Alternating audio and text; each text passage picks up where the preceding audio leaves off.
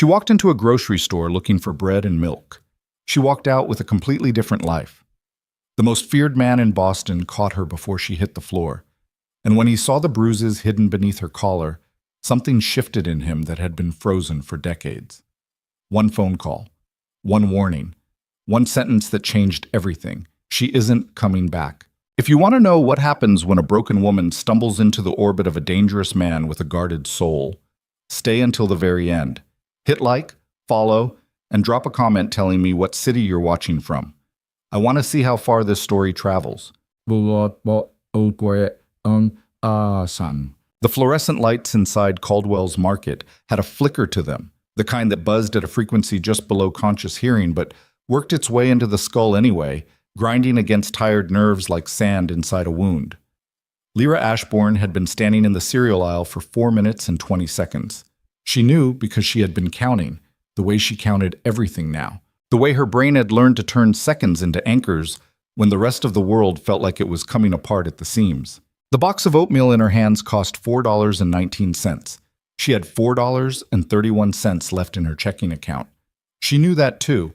She had memorized the number that morning, staring at her phone screen in the bathroom with the door locked and the faucet running so Gavin wouldn't hear her crying. She put the oatmeal in the basket. Then she stood there, gripping the wire handle with both hands, and tried to remember why she had come to the store in the first place. Bread? Milk? Maybe something with protein because she hadn't eaten anything real in 3 days. Only crackers and the ends of a jar of peanut butter she'd scraped with her finger while Gavin was at work. She had told herself she wasn't hungry. She had repeated that enough times that some part of her almost believed it. The fluorescent light above her flickered twice and held. Lyra made herself move. Past the cereal, past the granola bars she couldn't afford, past a woman in a yellow coat pushing a cart with a toddler in the front seat, the child clutching a box of animal crackers with the absolute seriousness of someone transporting something irreplaceable. Lyra watched them for a second longer than was probably normal. The woman didn't notice. The child did. Dark eyes cutting sideways to study Lyra with the unfiltered curiosity of someone too young to pretend they weren't staring. Lyra looked away first. Her neck ached. It had ached for 6 days since the evening Gavin had grabbed her by the back of the collar and shoved her into the kitchen counter because she had answered a phone call from her colleague Marcus without telling him first. The bruising had gone from raw purple to a greenish yellow at the edges, which her bathroom mirror told her meant healing. Her bathroom mirror was an optimist. She found the bread aisle, chose the cheapest loaf, added it to the basket with the oatmeal, and began moving toward the refrigerated section at the back of the store, past a display of Valentine's Day candy that hadn't been taken down yet, even though it was the second week of March, pink and red foil hearts catching the light in a way that felt almost mocking. The milk section was cold. She stood in front of it longer than necessary, letting the chill wash over her face through the glass door, the air leaking out around the seal and touching her throat and her collarbone and the place on her forearm where the sleeve of her coat had ridden up enough to show the edge of another bruise. This one older, shaped vaguely like a handprint. She pulled the sleeve back down. She grabbed the store brand whole milk. She was turning away from the refrigerator when the floor tilted. It wasn't dramatic. There was no cinematic spinning, no sudden blackout. The floor simply became unreliable, the way a dock feels when a large boat passes too close.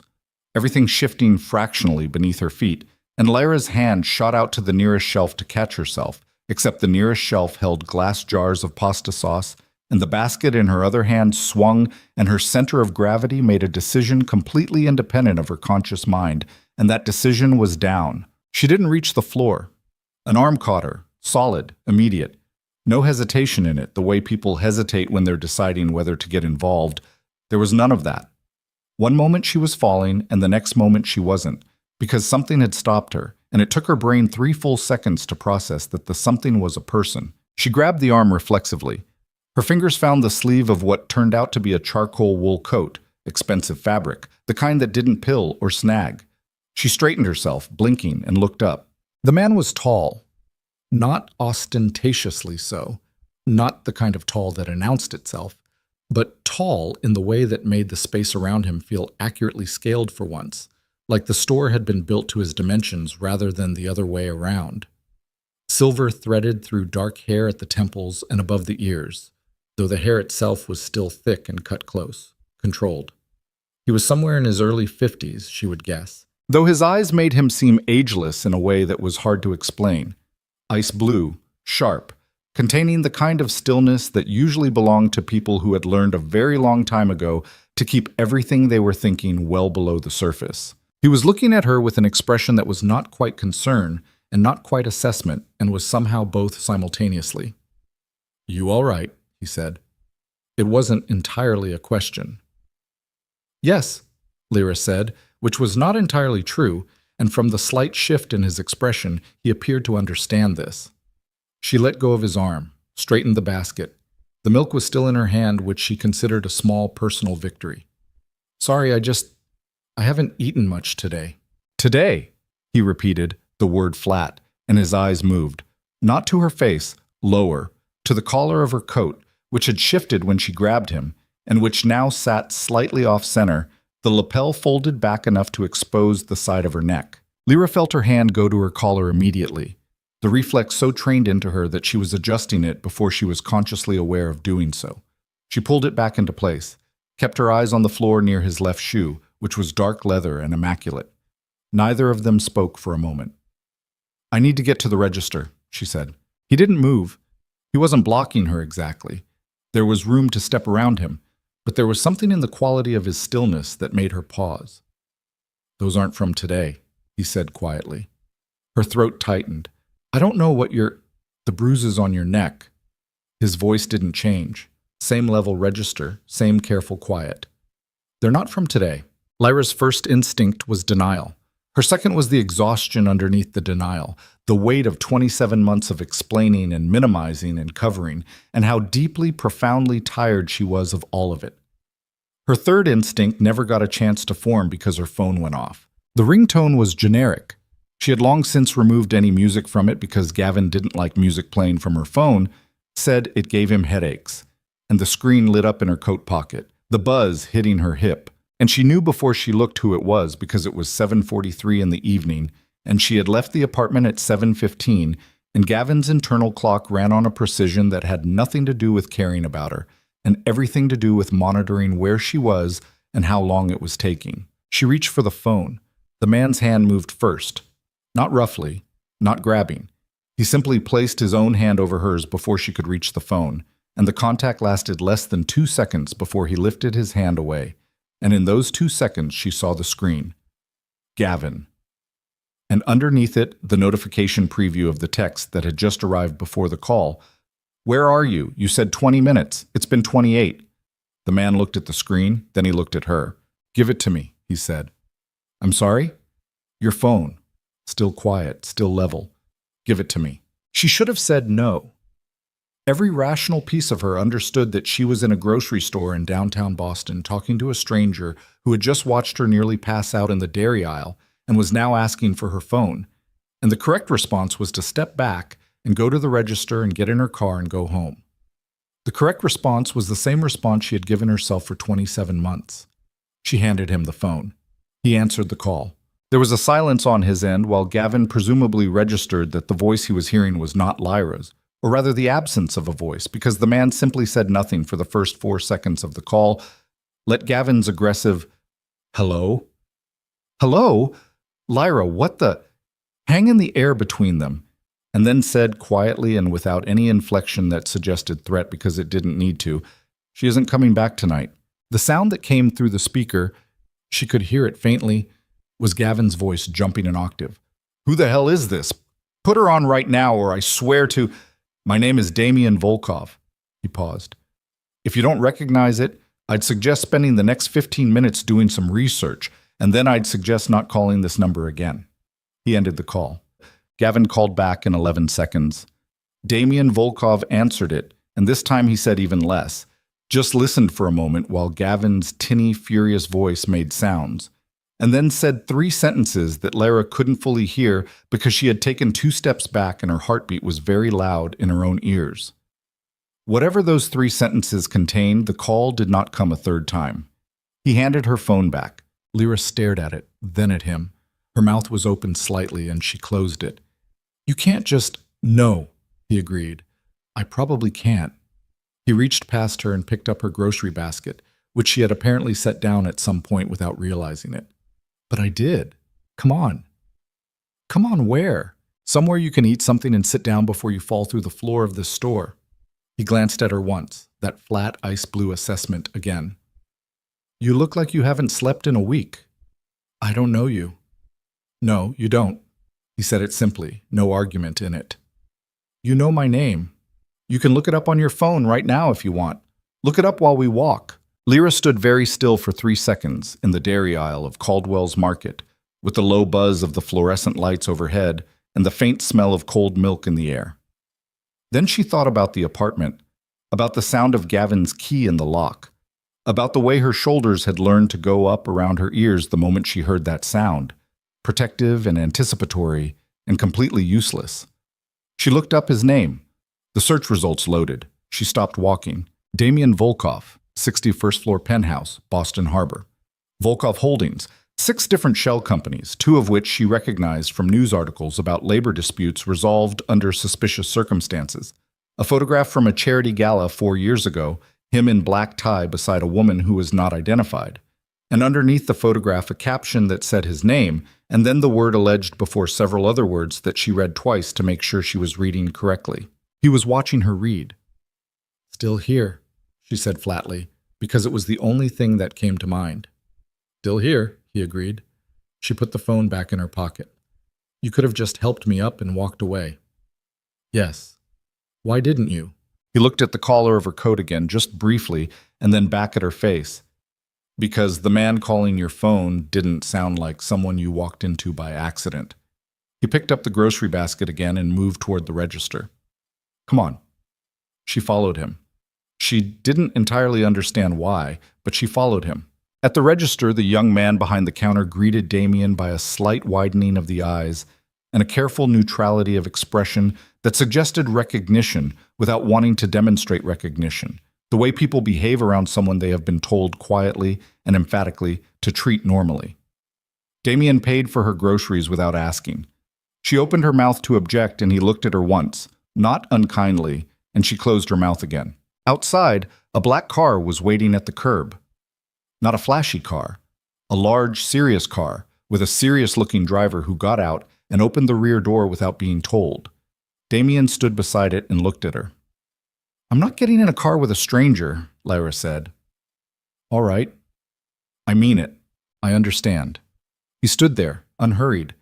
The March air was cold off the harbor, carrying grit and the smell of water, and Lyra's coat was not warm enough for it. Then take your groceries and go wherever you feel safe. He held out the bag. But think for a moment about where that is. She stared at the bag. She thought about Gavin's apartment, which was also her apartment, which did not feel like her apartment because she had learned in increments over 27 months to move through it like a guest who understood she was barely tolerated.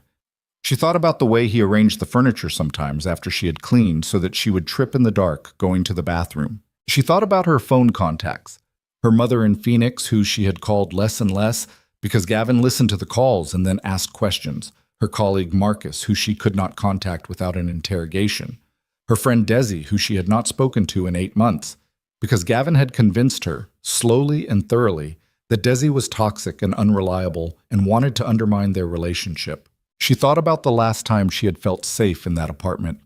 She could not identify the exact date, only that it was before the first time, and the first time had been 14 months ago. Okay, she said. Her own voice sounded strange to her. Flat, decided, like she was listening to someone else speaking from inside her own chest. She got in the car. Damien got in on the other side. The driver pulled away from the curb without instruction, which meant there had been a destination already understood, and Lyra registered this fact and filed it alongside everything else she was trying to process, while simultaneously trying not to visibly shake. She was shaking slightly. She hoped he couldn't tell. From the slight angle of his head, she suspected he could tell. Where are we going? She said. My building. He was looking out the window at the harbor lights streaking past, the city sliding by in wet streaks of neon and street lamp. You can eat something. You can sleep somewhere that locks from the inside. He paused. Tomorrow you can decide whatever you want to decide. Tonight, you need to not be wherever you were going to be tonight. Lyra looked at her grocery bag sitting on the seat between them. The bread, the oatmeal, the milk. $4.19 worth of cereal that she had stood in the aisle holding for 4.5 minutes because something in her brain had been working very hard to pretend there were normal decisions being made by a normal person living a normal life. "Why are you doing this?" she said. The car moved through the intersection. The harbor opened up outside the window, black and vast, lit at the edges by the towers along the waterfront. "I watched a woman get hurt once," Damien said. "In front of me. I stood there." He didn't look at her. His profile against the window was granite still. "I told myself there were reasons. There are always reasons." A pause. "I was wrong about the reasons." Lyra looked at him for a long moment. He didn't offer anything else. She turned and looked out her own window. The car moved north along the harbor. Damien Volkov's building was not what she expected, though she wasn't entirely certain what she had expected. Something louder, maybe. Something that announced itself. What she got instead was a building of dark glass and clean lines, 60 stories of it rising above the waterfront, restrained in the way that very expensive things sometimes were. The lobby high-ceilinged and minimal, marble floors and a security desk staffed by 2 men in dark suits who did not look like lobby security. They looked like people who had made their peace with the possibility of violence and planned accordingly. Both of them clocked her immediately. She watched their eyes move to Damien and then back to her, and whatever they saw in his expression settled whatever question they might have had, because neither of them said anything. The elevator was private. A separate bank, accessed by keycard, opening onto a cab that was large enough to feel like a room rather than a box, dark paneling and low light, and the faint mechanical sigh of the doors closing. They rose 60 floors in a silence that was not uncomfortable exactly, but was dense, layered, containing about 40 questions Lyra had not yet decided to ask. The elevator opened directly into the apartment. She had known intellectually that a penthouse on the 61st floor of a building like this would be large. She had not adequately anticipated what large meant at this elevation, with floor-to-ceiling windows running the full length of the harbor-facing wall, the city below spread out in a grid of light that looked from up here like something constructed specifically for the view, purposeful and enormous and completely silent through the glass. "Jesus," she said, before she could stop herself. From behind her she heard something. Brief, involuntary. Not quite a laugh, but the beginning of one, quickly controlled. She turned. Damien had set her grocery bag on the kitchen counter and was watching her look at the view with an expression she couldn't read. "Sit down," he said. "I'll find you something to eat." "You cook?" No. He opened the refrigerator with the ease of someone who knew what was in it. "But someone does, and she left things that don't require me to ruin them." He found what turned out to be a container of soup, thick, vegetable, the kind that took hours to make, and a loaf of dark bread, and he heated the soup without ceremony on the stove and set it in front of her at the kitchen island with the bread and a glass of water. No presentation, no commentary. He sat down on the other side of the island with a glass of something amber and watched her eat. Not the way people watch someone to make them uncomfortable, but the way you watch something that needs to happen, and you want to make sure it does. Lyra ate. She ate more than she intended to. The soup was good, deeply good, the kind of good that reminded her, suddenly and viscerally, what food was supposed to taste like, and the reminder arrived with an emotion she was not prepared for, something raw and embarrassing that crept up her throat and pressed behind her eyes. She kept her head down and ate steadily, and did not cry, which she considered a significant personal achievement.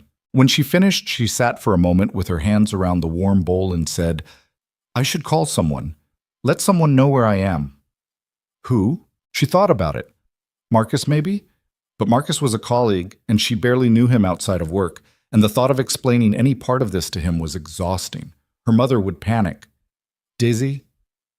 She hadn't spoken to Desi in 8 months. 8 months of Gavin's architecture, dismantling everything around her, one relationship at a time, until she had arrived at a Tuesday evening in March, where she nearly collapsed in a grocery store and could not think of a single person to call. "I'm not sure," she admitted. Damien nodded once, like this was not surprising and not a judgment. "There's a room down the hall," he said. "Door locks. Key is on the inside. Valentina, my housekeeper. She'll be here by 7. She'll find you something to wear if you need it. He stood, collected the bowl and the glass, moved to the sink. You don't have to decide anything tonight. You keep saying that, because it's true. He rinsed the bowl, set it in the rack. Decisions made at the end of a day like yours tend to be wrong ones. Sleep first. Lyra looked at his back, the width of his shoulders, the way he moved through the kitchen with a deliberate economy, nothing wasted, nothing careless. She thought about the 3 sentences on the phone that had stopped Gavin from calling back. He's going to be furious, she said. Damien turned off the faucet. I know, he said. He'll come here. No. He turned to look at her then, fully, that ice-blue steadiness aimed at her with a precision that was almost physical. He won't. There was something in his voice that wasn't threat exactly, or wasn't only threat. Something that sat beneath the threat the way bedrock sits beneath soil, the thing that was there before the threat and would remain after it, something structural and permanent. Lyra believed him. She wasn't entirely sure what that said about her, but she believed him. The room down the hall was plain and clean, a queen bed with white linens, a window facing north toward the city rather than the harbor, a lamp on the nightstand, a bathroom attached. She locked the door. The key was exactly where he'd said, in the inside lock, and sat on the edge of the bed in her coat for several minutes, still holding her phone. No messages from Gavin. The absence of messages from Gavin was so unfamiliar that it took her longer than it should have to understand that the silence was real. She put the phone face down on the nightstand. She lay down on top of the covers without changing her clothes, still in her coat, and looked at the ceiling. The last thing she registered before she fell asleep, genuinely asleep, not the half-awake vigilance she had learned to sleep in, one ear always tracking sound, one part of her brain always running the calculation of whether she was safe. The last thing she registered was how quiet it was. No footsteps on the other side of a wall. No door handles moving. No silence that felt like the silence before a sound she needed to prepare for. Just quiet. She slept for 9 hours without once waking up. She woke to the smell of coffee and the sound of movement in the kitchen, unhurried and domestic. And she lay for a moment in the white light of the north-facing window, March light, pale and thin, and ran through the events of the previous evening the way you run your tongue over a bruise, checking the reality of it. The grocery store, the dairy aisle, the floor tilting, an arm, a voice. She isn't coming back tonight. She got up, washed her face in the attached bathroom, looked at herself in the mirror, something she had been doing less and less at home, avoiding the evidence the mirror kept trying to present her with. Here, in neutral light, she looked at herself directly. The bruising on her neck, the shadows under her eyes, which were not shadows anymore but a specific texture of skin that came from a particular kind of prolonged exhaustion. The sharpness of her collarbone above the neckline of her shirt, visible in a way that it hadn't been a year ago. She looked, and she catalogued, and she allowed herself to know what she was looking at. Then she splashed cold water on her face and went to find the coffee. Valentina Moreau was 62 years old, Portuguese, French, built like someone who had spent her life doing physical work and was proud of it, with iron gray hair pulled back and an expression that could move from warmth to severity and back within the same sentence. She looked at Lyra when she appeared in the kitchen doorway with the kind of look that contained no performance in it, no false cheerfulness, no careful neutrality, just a direct, honest assessment. The look of a woman who had seen things and did not need to pretend she hadn't. Coffee, Valentina said. Sit. Lyra sat. The coffee was strong and real. There were eggs on the stove, scrambled with herbs, and toast on a plate, and the quiet efficiency of it, no questions, no explanations required, just food appearing in front of her, made Lyra's chest ache in a way she had to breathe through carefully. He's gone already, Valentina said, moving around the kitchen. Early meeting. He said to tell you to take whatever you need. There are things in the second room. Clothes, things like that. Help yourself. She poured herself coffee and leaned against the counter and looked at Lyra steadily. He also said you might want to call your employer before noon. Lyra looked up. Why? Because you have been gone since last night, and you look like the kind of person who worries about that. Valentina said it without judgment. Am I wrong? No, Lyra admitted. She thought about the Whitmore archive, the manuscript room, the humidity-controlled cases containing things that were centuries old and required her specific attention. She thought about her supervisor, Dr. Chen, who was exacting and humorless and would absolutely notice if she didn't appear. "Phone's on the counter if you need it," Valentina said. Lyra called Dr. Chen and told her there had been a family situation and she would be in by afternoon. Dr. Chen made a noise that indicated this was acceptable, but only barely, and reminded her that the Alderton bequest material needed cataloging by end of week. Lyra said yes. Dr. Chen hung up. She sat for a moment after the call with the phone on the counter and thought, "I went to the store for bread and milk." She ate her eggs. They were very good.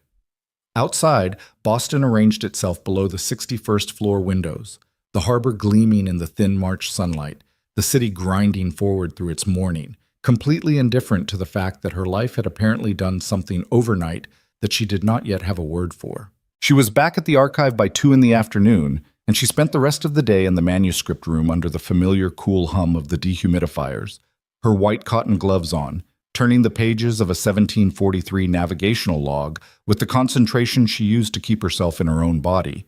And she did not think about Gavin or the apartment or the bruises on her neck. She thought about it at 5 when she put her coat on. She thought about it in her car in the parking structure, sitting in the driver's seat with the engine off, keys in her lap. She thought, "I have to go somewhere." The thought was followed immediately by another thought, which was that she could not go back to the apartment, and this second thought had the quality of a door closing. Not dramatic, not loud, just the soft, irreversible sound of something shutting that had been open a long time. She sat in the parking structure for 11 minutes. Then she called the number that had been stored in her phone since she'd typed it in after Damian Volkov had handed her groceries to his driver, and the driver had handed her his employer's contact information in case she needed it. He answered on the second ring. "I need somewhere to be tonight," she said, before she could think about it too hard. I can't go back there today." A pause. Brief. "Where are you?" "Parking structure on Newberry." "Marcus will come to you. Blue car. He'll have my name." She almost said she didn't want to impose. She almost said she would figure something out. She almost said a lot of things that were the verbal equivalent of the coat collar adjustment, the reflexive movement toward minimizing. She said, "Okay." She hung up. She sat in the dark parking structure and waited, and 15 minutes later a blue car appeared and a man in his 40s with a Boston Celtics hat and an unhurried manner said Mr. Volkov, and Lyra got in. She didn't know it yet, sitting in the back of that car watching Newberry Street slide past the window, the March afternoon going gray and cold outside. She didn't know that she wouldn't go back to Gavin's apartment, not that day, not any day. She didn't know that the man who had caught her in the dairy aisle of Caldwell's Market was already, quietly and without announcement, dismantling Gavin Rourke's comfortable Boston life with the methodical efficiency of someone who had been dismantling things far more formidable for 30 years. She didn't know about the photographs. She didn't know about the envelope on Gavin's doorstep, what it contained, who had put it there, what the single handwritten line inside it said. She didn't know any of that yet. What she knew was the blue car, the Celtics hat, the building rising ahead of them against the harbor, and the fact that for the second night in a row she was going somewhere that might, against every reasonable expectation, actually be safe. 3 days later, Gavin Rourke's lease was terminated without dispute. His car was gone from its usual spot. His number, which Lyra had blocked on the advice of no one in particular except her own exhausted instincts, sent no more messages after the first day. It was as though he had decided, very suddenly, that Boston was no longer the city for him. She asked Damian about it once, obliquely, standing in his kitchen on a Thursday evening while Valentina was heating something on the stove and the harbor sat silver and still outside. "He left," she said. Damian didn't look up from the papers on the kitchen island. "Yes." "Did you?" She stopped. He looked up then. "What do you want to know?" he said. She thought about it. "Nothing," she said, and meant it, mostly, and filed the question somewhere she might or might not return to, depending on what came next. Valentina put dinner on the table. They sat down. Outside, the harbor darkened and the city came on, A million lit windows, a million separate lives pressing forward through the ordinary machinery of a Thursday evening in March. And somewhere beneath all of it, in a city that ran on power and quiet violence and the careful management of information, something had shifted, something small, something that didn't have a name yet, but it was there, and it was already beginning to grow. The second week, she stopped counting the days. It wasn't a decision exactly, more like something that happened in the space between one morning and the next, the way a habit forms without announcement. She woke up on a Tuesday and realized she had not checked the calendar to calculate how many nights she had been in Damien Volkov's penthouse. And the absence of that calculation felt strange, like putting your hand in your pocket and finding it empty when you were certain there had been something there. Valentina noticed. Valentina noticed everything with the quiet competence of someone who had been observing human behavior in close quarters for 4 decades and had long since stopped being surprised by any of it. "You slept past 7, she said, setting coffee on the counter without being asked. It was not a criticism. It was a data point, delivered neutrally. "I did," Lyra said. "Good." That was the entirety of the exchange. Lyra drank her coffee at the kitchen island and watched the harbor through the floor-to-ceiling glass, the water gray and choppy under an overcast sky. A container ship moving slowly south toward the channel, and she felt something she hadn't felt in so long that it took her a moment to identify it. Still. She felt still. Not safe. Exactly. That was a different thing. A thing she wasn't sure she fully believed in yet, the way you don't fully believe a bone has healed until you've put weight on it a few times.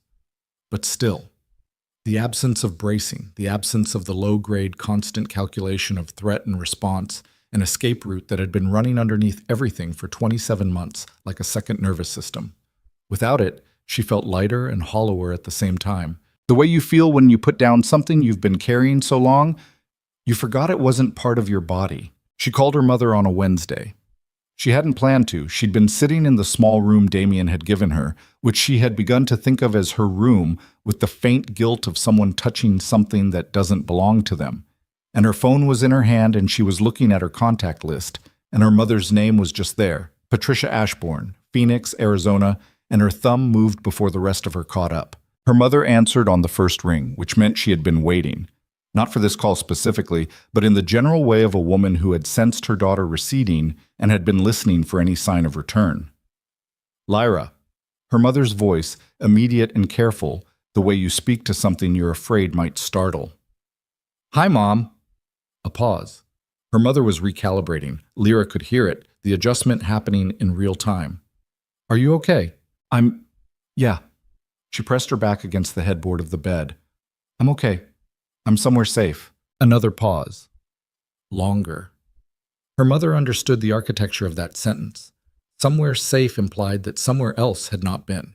And Patricia Ashbourne had spent 14 months being very carefully not allowed to say what she had seen every time Lyra called. The tightness around her eyes, the way she spoke too evenly, the specific flatness of someone monitoring every word before it left their mouth. "Where is Gavin?" her mother said. "Gone." Lyra looked at the window, the north-facing light. "He's gone." The sound her mother made then was not quite a sob and not quite a breath. Something in between. A sound that had apparently been waiting a very long time to be released. They talked for 40 minutes. It was not a complete conversation. There were large shapes in it that Lyra was not ready to describe yet. Things that existed in her peripheral vision that she could acknowledge were there without yet being able to look at directly. But it was a real conversation. The first real one in longer than she wanted to count. When she hung up, she sat for a moment with the phone warm in her palm and felt the strange new weight of things beginning, very tentatively, to be different. She went back to work full-time that week. The Whitmore Archive occupied the 3rd and 4th floors of a brownstone on Commonwealth Avenue, and Dr. Chen greeted her return with the expression of someone who had several questions and had made the professional decision to ask none of them. The work was what it always was, slow, careful, demanding a specific quality of attention that left no room for anything else. You could not think about your life while you were examining a 17th century manuscript under magnification. The work required all of you, and Lyra had always loved it for exactly that reason. Marcus Teller, her colleague of 3 years, said nothing directly, but brought her a coffee from the place on Boylston without being asked on her first day back, and set it on her desk and left, which was the most gracious thing anyone had done for her in recent memory. In the evenings, she returned to the penthouse. She told herself each evening that she would begin to look for an apartment. Her rental history was good. Her credit was acceptable. She had a salary that could cover a studio in a reasonable part of the city. There was no material reason she could not begin that process immediately. She did not begin it. She told herself it was because she was tired. She told herself she needed a little more time to stabilize before making the next decision. Both of these things were true, and neither of them was the complete truth, and she was honest enough with herself, at least in the early mornings before the day added its noise, to know the difference. Damien was rarely home before 8. When he was at the kitchen island with papers or on the phone in the study behind the closed door, and Lyra had learned the rhythms of the apartment with the particular attentiveness of someone new to a place. What sounds were ordinary, what sounds meant something was different. The study door. The low register of his voice through the wall, never loud, rarely inflected, occasionally going very quiet in a way that she recognized after the first week as being more intense rather than less. The sound of the car arriving in the private garage 3 floors below, which she could sometimes hear as a distant mechanical thud that traveled up through the building. She learned these things without intending to, without being asked to. The way you learn the sounds of a place when some part of you has decided to pay attention. They ate dinner together most evenings. This had not been arranged or negotiated. It had simply happened, the way things happen when 2 people exist in the same space and have to do something with their evenings, and neither of them had suggested stopping it. Valentina left food. They heated it. They sat at the kitchen island, or occasionally at the long table by the harbor-facing windows when the light was worth sitting in front of, and they talked. Not about everything, not about the things that lived in the corners of the room, his work, her past, the bruises that had faded from her neck, but not from the record of them that both of them carried. They talked around those things with the precision of people who knew exactly where the edges were. They talked about the container ship she'd seen from the window and whether she knew where it was going, about the building across the harbor that had gone up in 3 years and whether that was fast or slow, about a film he had apparently watched 3 times that she had never seen, and whether that was evidence of taste or obsession, and what the difference was. She discovered that he read serious books, dense ones, the kind that took up residence on nightstands for months, history mostly, military history, political history, the history of institutions and how they failed. She found one open on the kitchen counter one morning, spine cracked, a page turned down at a chapter about the collapse of the Ottoman Empire, and she had stood in front of it for a moment and felt a version of surprise she didn't know how to categorize. He came in from the hallway and found her looking at it. "You fold pages," she said. He looked at the book. "Yes. That's terrible practice for a book." "I know. I'm a manuscript conservator. You understand this is personally offensive to me." He looked at her then, and something moved through his expression, brief, controlled. And she realized after a fraction of a second that it was amusement, genuine and unguarded, and that it had surprised him as much as it had surprised her. "I'll use a bookmark," he said. "Use 2. One for where you are, and one for the page you folded, so you can unfold it." "All right." She picked up the book, read the folded page, put it back down, moved to get her coffee. Behind her, she heard him open a drawer. The sound of paper.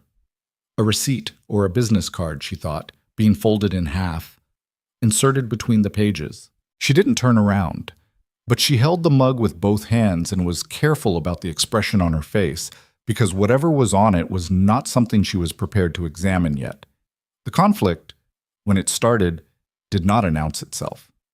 It arrived the way most real conflicts do, sideways, in the middle of something else, wearing the face of an ordinary conversation. It was a Thursday evening in late March, and Damien had come home later than usual, carrying with him the kind of contained energy that she had begun to recognize as the residue of a difficult day, something compressed and dense sitting behind his eyes. He'd gone directly to the kitchen, poured a drink, and stood with his back against the counter and his eyes on the harbor. And Lyra had been on the couch reading and had watched him peripherally and said nothing, which was the correct thing. And she knew it was the correct thing because she'd gotten good at reading the texture of silence. After 10 minutes, he said, "Marcus Teller, your colleague." Lyra looked up. He called you today, Damien said. It wasn't a question. He did. She kept her voice even. About the Alderton cataloging. We're behind. Damien said nothing for a moment. His glass moved slightly in his hand. A small rotation, a thinking gesture. How long have you known him? 3 years. He started the same year I did. She set her book down. Damien. What? That's not what you're asking. He looked at her then. Direct. That ice blue measurement. No, he said after a moment. It isn't. Then ask what you're asking. A pause. She could see him making a decision, and she had noticed before that he made decisions with a kind of internal efficiency. No visible deliberation, just a moment before and a moment after. Someone has been asking questions about you, he said, around the archive. People who don't work there. Lyra's stomach dropped approximately 2 inches. Gavin. Probably not directly. Gavin doesn't know how to hire people. He set the glass down. Someone who works for someone is what it looks like. Low level. The kind of questioning you do when you want information without leaving a signature. She sat with this for a moment. How do you know? Because I have people who notice those things. She looked at him. You have people watching me. I have people watching the area around you. He said it without apology. There's a difference. Is there? Her voice came out harder than she intended, or maybe exactly as hard as she intended. She was no longer completely sure where the line was between what she meant and what she was protecting herself with.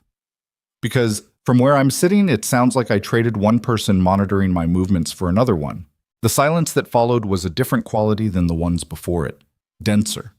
She could feel him processing the comparison, and she could feel the reaction to the comparison. Not anger exactly, something more controlled than anger and more dangerous. The thing underneath anger. That's not what I'm doing, he said. Quiet. Even. I know. She pressed her palms flat on her thighs. I know it isn't, but I needed to say it anyway. He looked at her for a long moment. She made herself hold his eyes.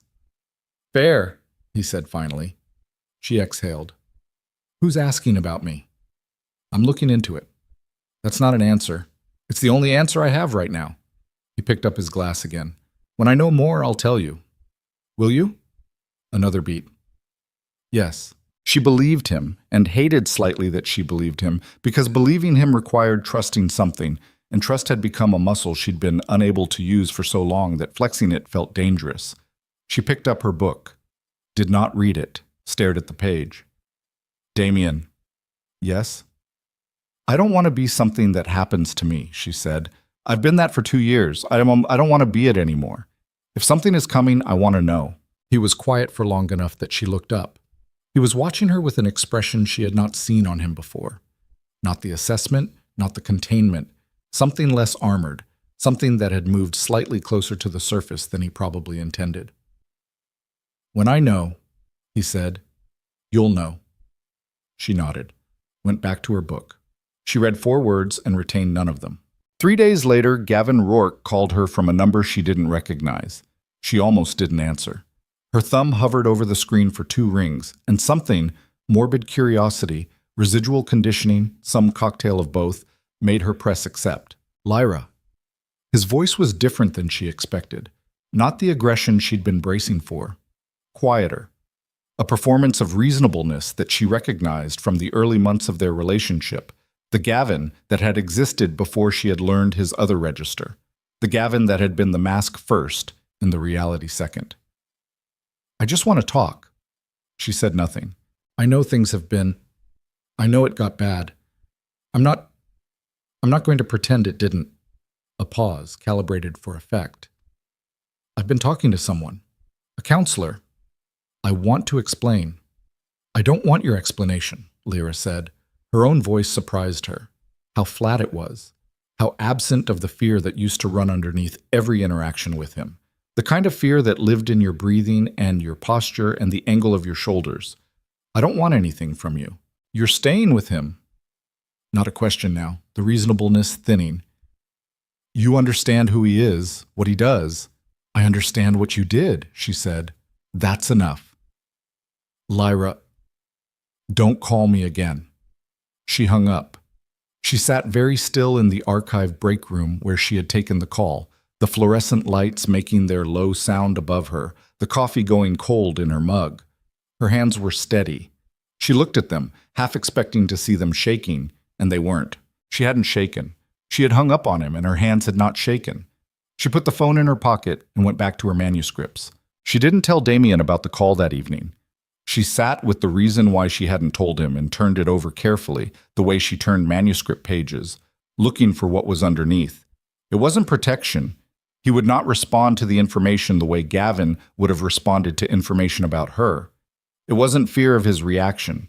She thought, sitting with it honestly, that it might be something closer to the opposite. She hadn't told him because she was afraid of what she would feel watching him respond. The efficiency of it. The complete contained competence with which he would handle whatever needed handling. She was afraid of how much she would want that. She was afraid of what it meant that she already did. They watched a film that evening.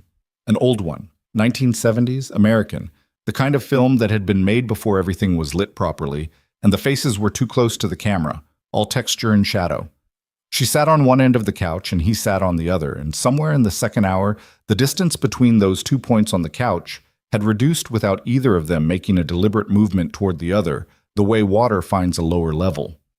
She noticed it first. She didn't move back. He noticed her noticing it. She saw that happen in the slight shift of his posture, the new quality of his stillness, which was the stillness of someone who had become aware of something they were not going to address directly. The film ended. Neither of them moved for a moment. "I talked to my mother," she said, not looking at him, looking at the dark screen. "A few weeks ago. I hadn't talked to her properly in months." "How was it?" "Hard and good, both at the same time." She pulled her feet up onto the cushion. "She asked about you." "What did you tell her?" "That you were—" She stopped, thought about the word she'd used. "I told her you were complicated." He was quiet. She said complicated usually meant worth understanding. Lyra looked at him sideways. "She's an optimist." "And you?" "I'm working on it," she said. The silence was not uncomfortable. It was the new kind, the kind that had been building for weeks, the kind that had weight and texture and contained something she had not yet decided what to do with. She said, "I know what you are." He looked at her then. "I know what you do," she said. "I know the outline of it. I'm not pretending I don't." She kept her eyes on him. "I'm also not pretending you're something you aren't. I've had enough of that." "Lyra," her name in his mouth, careful. "I'm not asking you for anything," she said. "I'm just telling you that I see it, all of it. And I'm still sitting here." Something crossed his face, something she had no name for yet, something that lived in the space between the controlled exterior and whatever was underneath it. He looked at her for a long time, long enough that she felt it physically, that look, the quality of being seen back. "You should want something simpler," he said. Low, like it cost him something. "I don't," she said. "And I'm tired of being told what I should want." He said nothing to that. She got up, said goodnight, went down the hall to her room. She lay in the dark and stared at the ceiling and listened to the building settle around her, the faint harbor sounds through the glass, the city alive below, and she thought about the conversation and what she had said and whether she meant it. She meant it. That was what kept her awake. Not doubt, not fear. The certainty of it, which was its own kind of terrifying, because certainty required you to move toward something, and she was only just learning to move again. She was 2 hours into sleep when her phone lit up. Unknown number. She almost didn't answer. She did. Silence on the other end for 1 second. Then a voice she didn't recognize. Male, flat, the practiced blankness of someone delivering a message rather than having a conversation. "Ms. Ashbourne, you should know that the man whose roof you're sleeping under put 3 people in the harbor last November." A pause. Designed. "One of them was 24 years old. Ask him about Nikolai Bressov. Then decide if you want to keep sitting. There are things you can unknow." Lyra had believed this once, that if you learned something at the wrong time, in the wrong way, you could choose to set it down. Walk past it.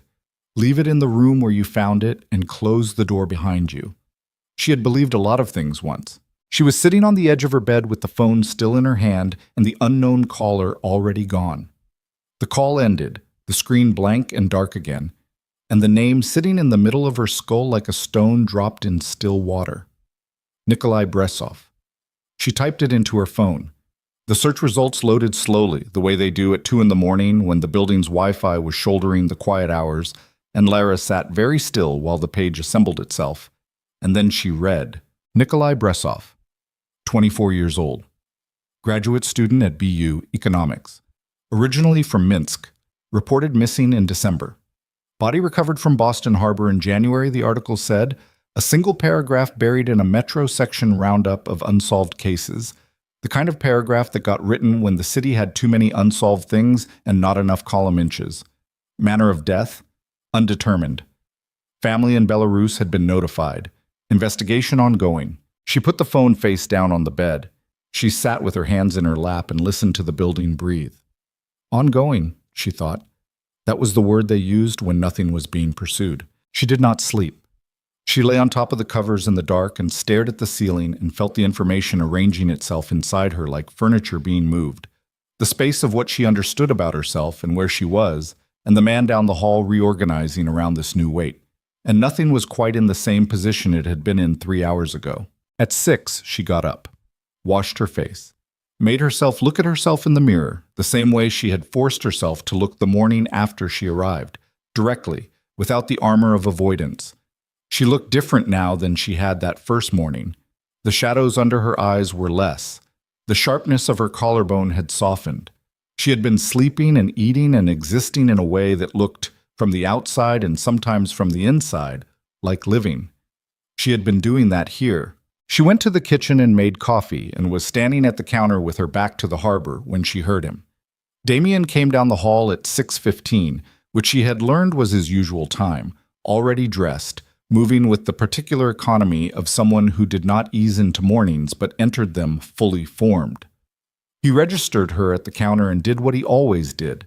Went to the coffee, poured a cup, stood on the other side of the island. Then he looked at her face. He set the cup down. What happened? He said. Not a greeting, not good morning, just that direct.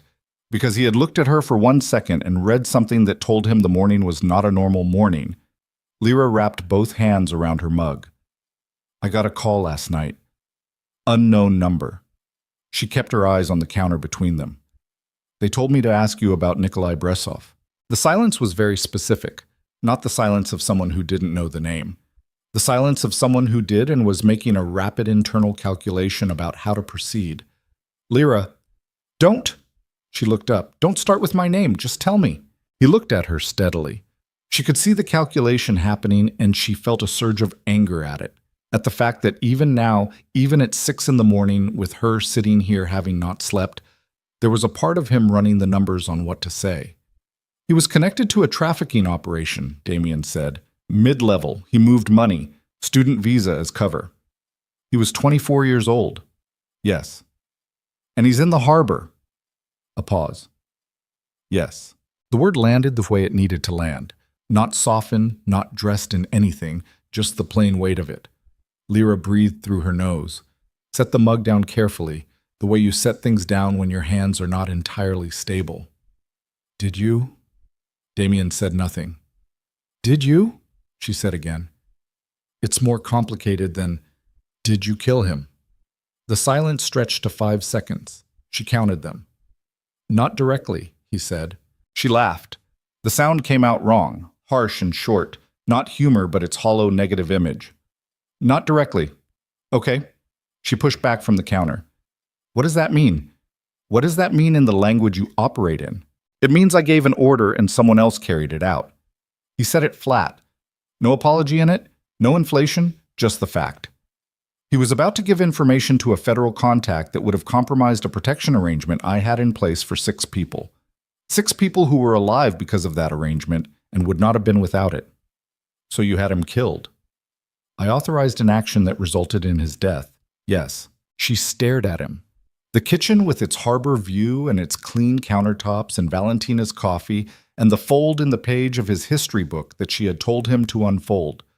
All of it sitting around this conversation like the walls of a room she had not understood she was inside until just now. "How many others?" she said. "Lyra." "How many?" He looked at her for a long moment. "You don't want that number." "No," she said. "I don't. You're right." She picked up her bag from the chair where she'd left it the night before, her coat from the hook by the door. Her hands were doing the things they needed to do, practical and sequential, while the rest of her was somewhere slightly further back, watching. "I don't want that number." "Don't go." She stopped.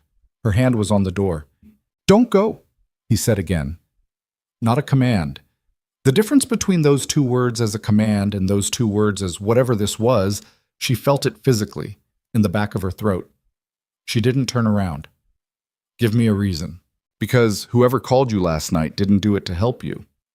His voice was steady, but there was something underneath it now. The bedrock she had sensed before, but closer to the surface, the ground thinning. "They called you to move you, to get you out from under this roof and into the open." "Maybe that's exactly where I should be." "Lyra?" Her name again, differently this time. "The man who called you is not someone who cares what you know or what you decide to do with it. He cares that you're here. With me. He called to separate us." A pause. "If you walk out of this building alone right now, you're doing exactly what he planned." She stood at the door. She thought about 24 years old, about a family in Belarus being notified, about a single paragraph in the metro section. She thought about Gavin's hand on the back of her collar, about crackers and the bottom of a peanut butter jar, about standing in the dairy aisle counting seconds because seconds were the only anchors left. She thought about those two things occupying the same world, the same morning, the same body standing at a door. "I need to think," she said. "Then think here." "I can't think here. Everything here is—" She stopped, tried again. "I can't think clearly in the middle of it." A long pause. "Where will you go?" "The archive." "Work." She released a slow breath. "I'll be in a building full of people in broad daylight. I'll go straight there." "I'll have someone—" "No." She turned then, finally, and looked at him across the kitchen, the full length of it between them, the harbor enormous and indifferent behind the glass at his back. "No, no more people watching me. I will call you when I get there, and I will call you when I leave. That's the arrangement I can accept right now." He looked at her. She could see how much it cost him. The particular stillness of someone fighting every instinct they had in favor of giving something they weren't designed to give. "All right," he said. She left. The March air hit her outside the building like something physical, cold and carrying grit from the harbor, and she walked 2 blocks before she realized she had been holding her breath for most of them. She let it out, pulled her coat tighter, kept walking. She called him when she got to the archive. 3 words. "I'm here. Safe." He texted back. 1 word. "Good." She went to work.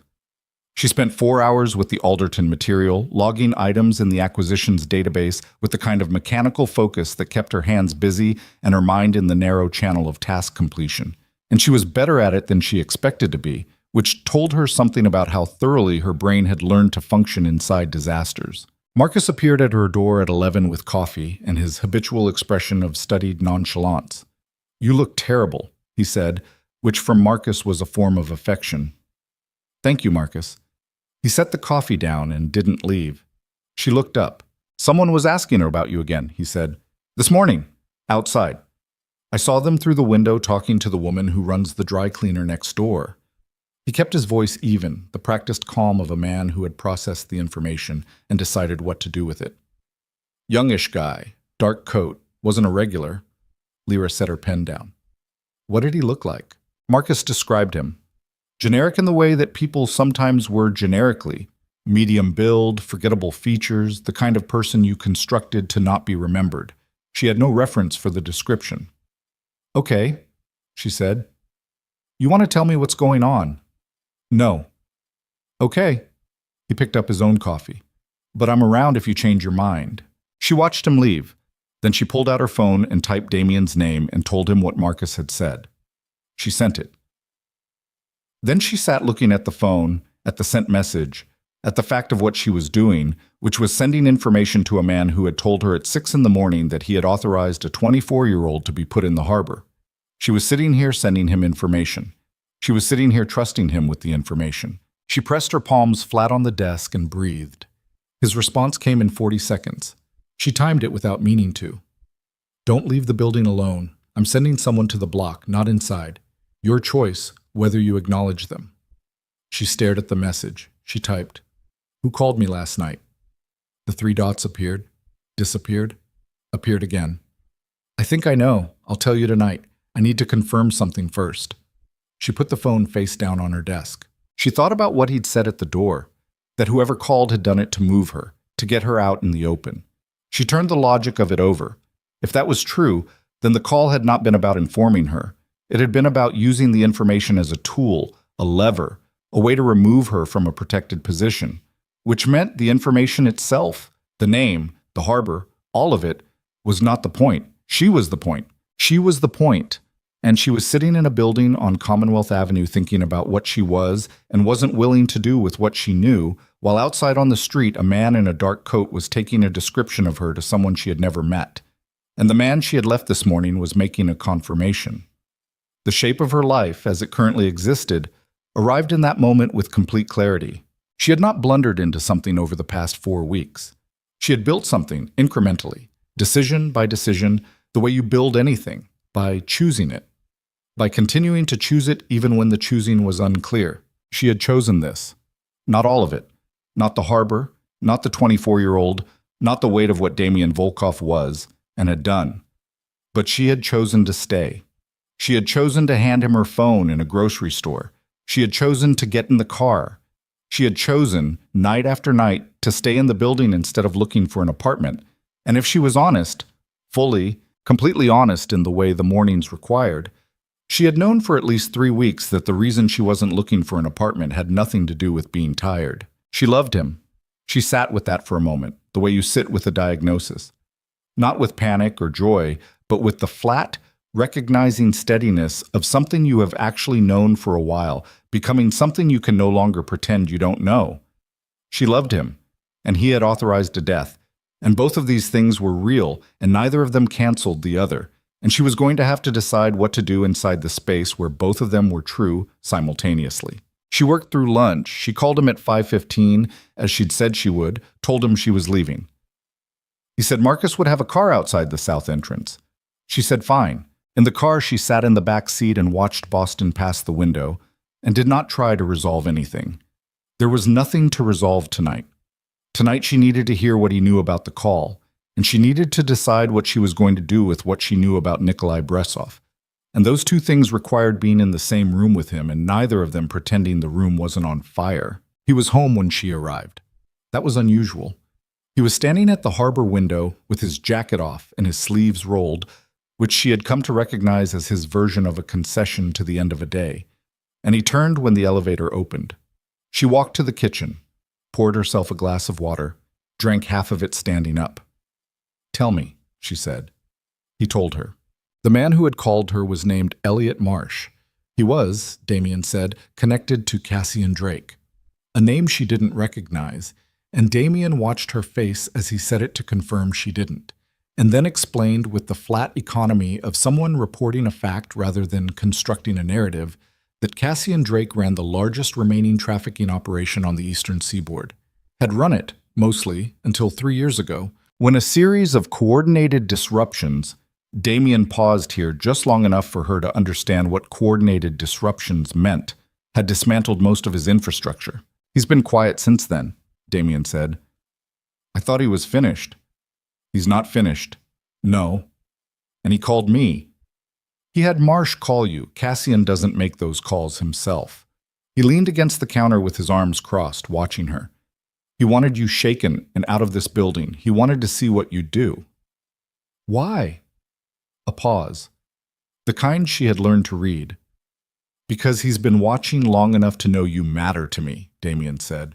The words landed quietly and stayed where they landed. She looked at him. He didn't look away. Damien. I know, he said. I haven't decided anything, she said, about Bressov. About any of it. I haven't. I'm not asking you to decide anything tonight. You said that 4 weeks ago. And it was true then, too. She set the glass down, looked at the counter. I'm angry. I know. I'm angry at you specifically. I know that too. And I don't know how to hold that, and she stopped. The sentence had an ending she wasn't ready to speak out loud. She looked up at him. This is a terrible situation. Yes, he said. It is. She moved around the island. She stopped when there was a foot of distance between them and looked up at his face. The lines in it, the gray at his temples, the ice-blue eyes that had caught her in a grocery store and refused to let her hit the ground. Tell me it was the last time, she said. Not that you'll stop. I know you won't stop. Tell me that specific kind of decision. Tell me it was the last time something like that gets made without me knowing the person it costs. He looked at her for a long time. I can't promise you the work, he said, but I can promise you the honesty. She held his eyes, measured the weight of it. Then be honest right now, she said. He reached up and touched her face, the backs of his fingers against her jaw, careful in the way of someone handling something they had decided was worth the risk of handling. She felt it in her chest, that touch, the first one, the first deliberate one, and it was not like any of the things she'd been bracing for. It was just real, just him, just this. I fell in love with you in a grocery store, he said, the moment I caught you. I didn't want to. I spent 4 weeks trying to convince myself I hadn't. He dropped his hand. I'm done trying. The rain hit the windows then. She hadn't heard it building, but it arrived all at once, a full March rain against 61 floors of glass, and the sound of it filled the room. She kissed him, not tentative, not asking permission, her hands on his jaw and his arms coming around her with the absolute inevitability of something that had been building since a Tuesday evening in March, and a fluorescent light, and a dairy case. And the harbor outside the rain-dark glass was enormous and gray and completely irrelevant. When they pulled back, she was breathing differently. He was too. His forehead was against hers and his eyes were closed, and she could feel the tension in him slowly, incrementally, giving up its grip. I'm still angry, she said. I know. His arms tightened fractionally. I'll take it. I have conditions. Tell me your conditions. She pulled back enough to see his face. Later, tonight She stopped, searched for what she wanted to say and found it. Tonight I just want tonight. He looked at her. Tonight, he agreed. They ordered food neither of them fully tasted and watched the rain move across the harbor and talked about nothing important, which was its own kind of importance. And Lyra fell asleep on the couch, with his shoulder under her head sometime after midnight, the television going quiet in the background, the city below still doing what cities do. She woke at 4 to her phone buzzing. Damien was already awake, already reading the message that had arrived on his own phone. She could see the screen light in the dark, the sharp change in his expression as he read it. What? She said, sitting up. He turned the phone so she could see. A photograph. Her. Taken from a distance, a long lens, but clear enough. Her on the steps of the archive this afternoon, turning toward the south entrance, coat dark against the gray building. Over her chest, drawn in red, a targeting circle. And beneath the photograph, 4 words. He took from me. She stared at the screen. Now I take... He was already moving before she finished reading the message. Not running. Damien Volkov did not run inside his own building.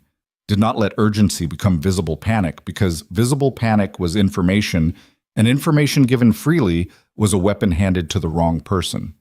But he moved with a velocity that had nothing wasted in it. The kind of movement that came from decades of understanding that the difference between fast and fast enough was sometimes measured in seconds. Phone to his ear before he reached the hallway. Get Reyes up. Full perimeter. Now. He was already at the bedroom door, pulling on the jacket he'd left over the chair. Pull the Commonwealth footage from this afternoon, 4 to 5 p.m. I want the shooter's position in 20 minutes. Lyra was on her feet. She had the photograph still on her screen, and she was looking at it with the particular quality of attention of someone who had just understood something that could not be ununderstood. Damien, get dressed. Not unkind, urgent. I am dressed. She'd fallen asleep in her clothes. Who is Reyes? Head of my security team.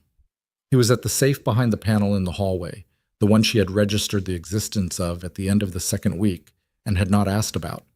And it opened with a sound she felt more than heard, a heavy mechanical release, and he removed something and closed it again in under 10 seconds.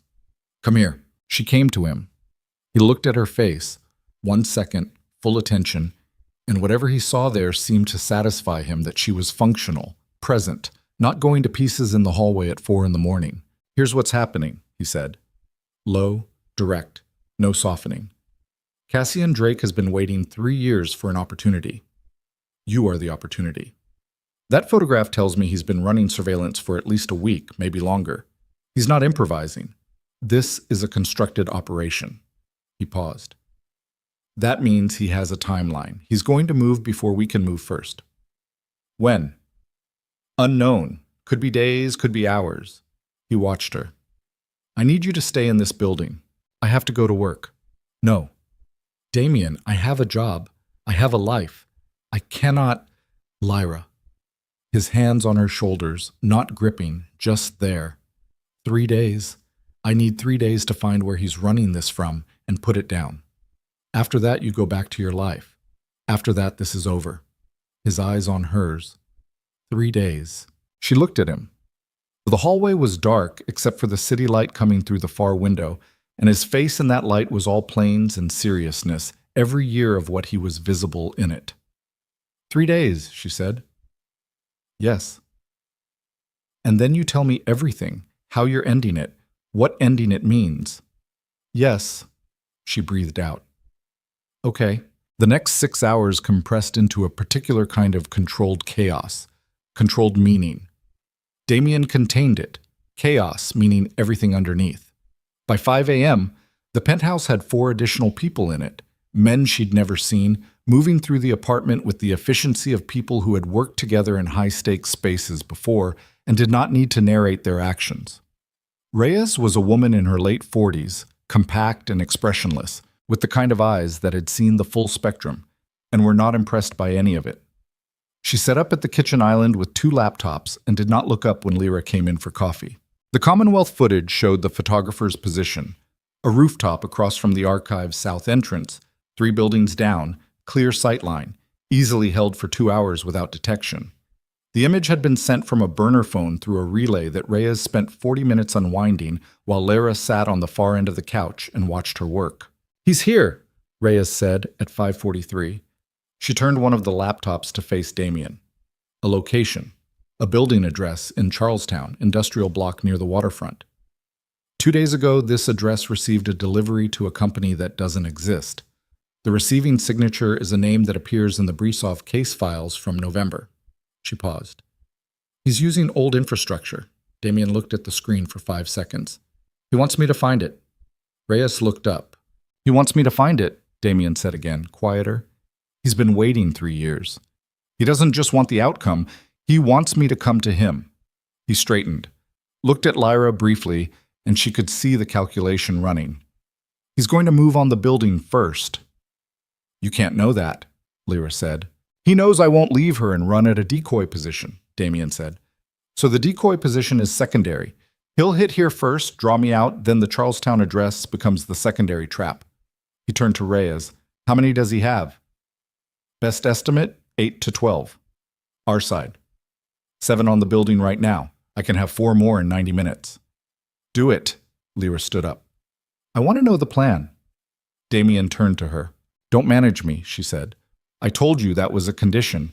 I'm in this building, I'm doing what you asked, now tell me the plan." Something moved through Reyes's expression, brief, almost imperceptible, that Lyra would later identify as a form of respect. Damien told her the plan. She didn't like all of it. She said so. He listened, which she had learned was one of the things he actually did rather than performed, and he adjusted 2 elements based on what she said, which she had not expected.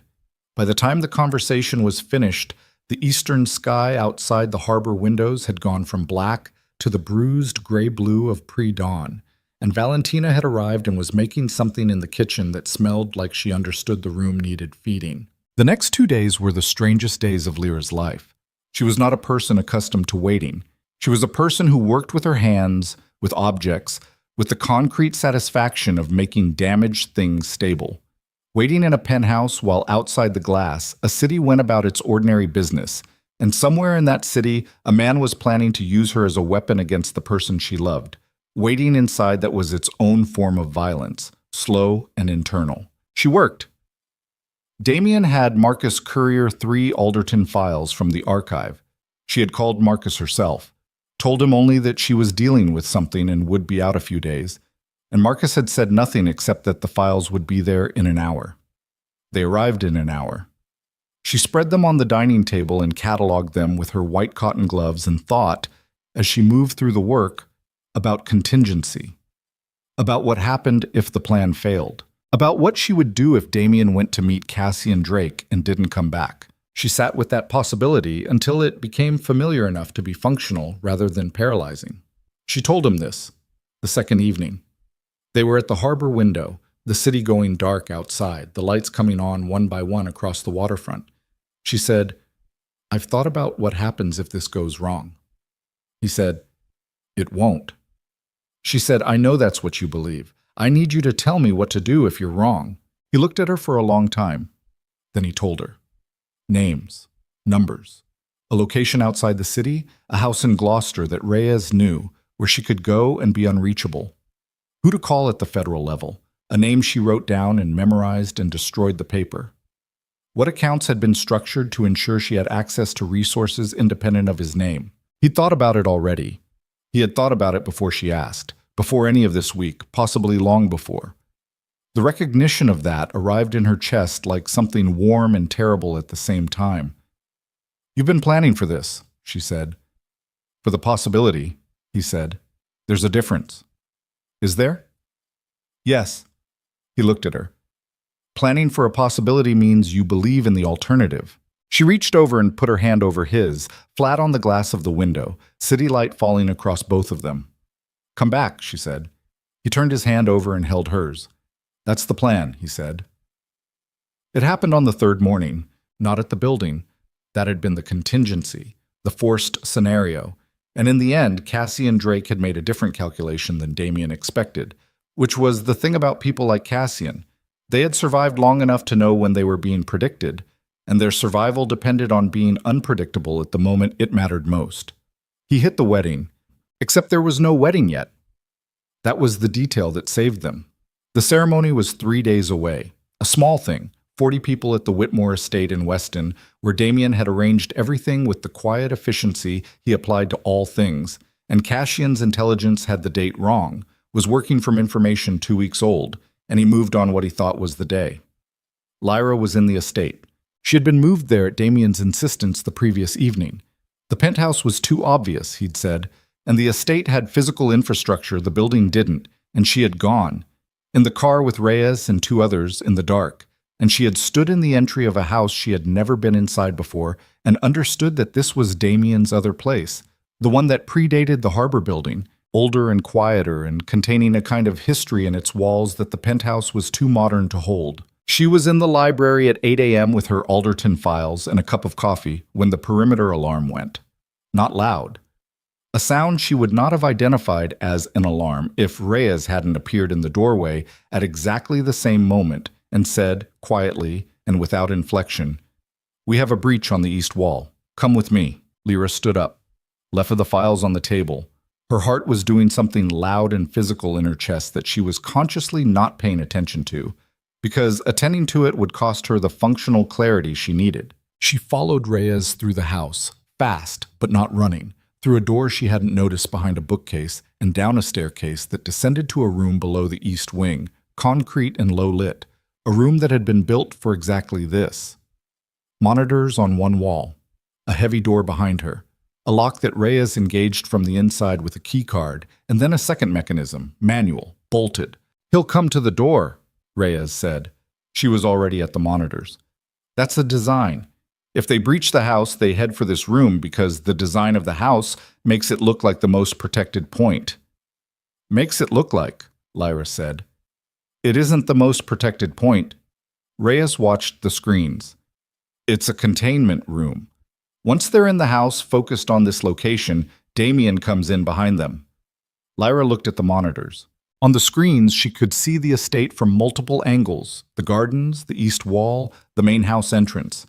And she could see men moving, 5 of them at least, moving with the disciplined spacing of people who had done this before, coming fast across the east lawn in the early morning light, the grass still gray with dew. She watched them come. She watched because Reyes was watching and there was nothing else to do, and watching was better than not watching, better than sitting with her back to it, better than pretending the screens weren't showing her exactly what was happening to the place where she was standing. One of the men on the outer monitors stopped, looked back toward the wall. Then he went down.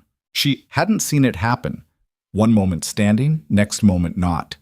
No sound reached the room, just the fact of him, horizontal in the gray grass. Reyes exhaled. He's here. Lyra pressed her palms flat against the concrete wall behind her and looked at the screens. She found him on the north wall camera. Damien, moving along the tree line at the edge of the estate. Not toward the east lawn, but parallel to it, flanking. 2 of his men visible behind him, and more she suspected she couldn't see. He moved the way she had always known he would move in this. No hesitation, no performance, just the absolute concentrated purpose of someone who had been doing this longer than she had been alive. She hated watching it. She could not stop watching it. On the east lawn screen, chaos had erupted. The 4 remaining men had scattered. 2 had turned back toward the wall, 1 was moving laterally toward the house, and the last one had stopped in the middle of the lawn and was standing with his phone to his ear, which meant he was communicating to someone she couldn't see on the monitors. Cassian. Where is he? She said. Reyes was already pulling up a second set of feeds. External cameras, street level, the approach roads. South entrance, he's not in the assault team. She pulled the image up, and there he was, on a screen in the corner, a man in his 50s in a gray coat standing beside a black vehicle 150 meters from the estate gate, watching. Just watching. The man who had spent 3 years planning this, standing at a careful distance from the execution of it. Lyra looked at his face on the screen. She had no frame of reference for him. He looked unremarkable, which was perhaps the point. The deliberate cultivation of a face that photographs would not recall. Damien doesn't know he's there, she said. Damien knows, Reyes said. How? Because I just told him. She was already back on her radio, low and clipped. South entrance, gray coat, confirmed. On the monitors, Damien had cleared the north wall of the estate. She could see him on 2 cameras simultaneously now, a ghost moving between angles, there and then there, the grass not even registering his footsteps at this distance. The camera resolution making him look weightless. The man on the east lawn with the phone was still standing, still talking. His body language had changed. Something urgent, something going wrong with the plan as executed. The phone call, the sound of a plan failing in real time. Then 3 things happened in the span of 4 seconds. The man on the east lawn dropped his phone. The gate on the south entrance swung open. And the man in the gray coat turned, not toward the estate, not in the direction he had been watching, but toward the camera, directly, as though he had known it was there, as though he had known where Lyra was watching from. He looked at the camera for 1 second. Then he smiled. Reyes was already on the radio. Damien, south entrance is a redirect. He's not running. The room shook. Not an explosion. Something structural. Something heavy. The concussive report of something hitting the east wall of the house above them at force. A sound that moved through the concrete floor and up through Lyra's feet and into her legs and her chest. And the lights in the containment room flickered once and held. Plaster dust filtered down from the ceiling joint in the corner. Reyes had her weapon out. She was at the door, not the monitored door, the other one. A second door in the south wall that Lyra had not noticed because it was sealed flush and painted the same concrete gray, and Reyes was at it with her hand flat on it, listening. Silence. Then, from somewhere above them and to the east, a single gunshot. Then nothing. The monitors had gone to static on 2 of the 4 feeds. The east lawn cameras, gone. Whatever had hit the wall had taken the wiring with it. The remaining 2 showed the south entrance, empty now, the gray-coated man gone. The black vehicle still there, driver's door open. Lyra was breathing. She was making herself breathe, measured and deliberate, because the alternative was not breathing, and that was not useful. Reyes, she said. Quiet. She was quiet. 30 seconds that lasted the length of something much longer. Then the radio. Damien's voice. Flat and controlled, and slightly, barely, rough at the edges in a way she had never heard from him before. Secure. East wing clear. I need the south wall. Cassian is in the house. Reyes was already moving. She turned to Lyra and said 3 words with the precision of someone who needed them obeyed without discussion. Do not move. She went through the flush door and it sealed behind her. Lyra stood in the containment room with the 2 remaining monitors showing static and an empty road, and listened to the building above her and thought about a photograph of herself with a red circle over her chest and a man in a gray coat who had smiled directly at a camera. He should not have known was there, and the single gunshot that had come from somewhere above her, and the voice on the radio that had been Damien's voice, but not quite Damien's voice, and she thought, he knew where the camera was. She stood up straighter. He had smiled at it. Not at the estate, not in the general direction of the building, at the specific camera, which meant he knew not only that the camera existed, but what the camera was covering, which meant he knew about the containment room, which meant his intelligence on the estate was not 2 weeks old and wrong about the wedding date.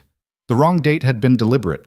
A piece of false information fed into a channel he controlled. And she had been moved here last night, not because the penthouse was the obvious target, but because the estate had a particular silence after violence. Not the silence of before, that had been the silence of anticipation, of held breath, of a building waiting to find out what was going to happen inside it. This silence was different. It was the silence of after, which had a texture all its own, heavier and somehow more honest, stripped of the adrenaline that had been doing the work of holding everything up. Lyra stood in the containment room and finished the thought she had been building when the door sealed behind Reyes. He had known where the camera was. He had known about the containment room. He had smiled at it. Not performance, not intimidation, but communication. A message delivered directly and without ambiguity. I know exactly where you are, which meant someone had told him. She stood with this knowledge in the concrete room and felt it settle into her with the specific cold clarity of something that changed the shape of everything around it. The estate had been a redirect. The penthouse had been the redirect from the estate. Every movement she had made in the last 3 days had been made inside a map that Cassian Drake had drawn, and someone inside Damien's structure had handed him the pen. The flush door opened. Reyes came through it with her weapon at her side and her expression set in the particular professional neutrality that Lyra had come to understand meant something bad had happened and was being managed. Behind her came one of the men from the perimeter, young, she didn't know his name, with a cut above his ear that had bled down the side of his neck and been roughly wiped with the back of his hand. We need to move, Reyes said. Where is Damien? East wing. She was already reaching for Lyra's arm. Come. Where is he, Reyes? Reyes stopped, looked at her directly. He's standing. He needs you to be somewhere he doesn't have to think about right now. That somewhere is not this room. Lyra moved. They went up through the flush door and into the house, and the house was different than it had been an hour ago. Not destroyed, not burning, but altered, the way places are altered by what happens inside them. A glass broken in the kitchen hallway. A door to the east sitting room hanging open and wrong on its frame. A smell in the air that was cordite and cold morning and something she couldn't name. The specific atmosphere of a place where people had been afraid. In the east wing corridor, she saw the man in the gray coat. Cassian Drake was on the floor, sitting with his back against the wall and his hands zip-tied in front of him, and he looked in this position and in this light ordinary in the way she had noticed on the monitor. A man in his 50s, unremarkable. The specific blandness of someone who had survived by never being the most memorable person in any room. There was blood on his collar, a cut below his eye, and he was looking at the middle distance with the expression of someone who had made a calculation and found it had come out wrong and was now in the process of adjusting. He looked up when she came into the corridor. Their eyes met. She stopped walking. She didn't mean to. It was involuntary. The body registering the reality of the person who had put a targeting circle over her chest and smiled at a camera at 8 in the morning. He said nothing. He looked at her with a kind of flat assessment that she recognized unpleasantly as a version of the way Damien sometimes looked at things, the removal of personal feeling from the act of perceiving. The difference was what lived underneath it. In Damien, there was something underneath the assessment, something that broke through in unguarded moments. In Cassian Drake's eyes, there was nothing underneath, just the calculation, all the way down. She made herself move, continued past him, did not look back.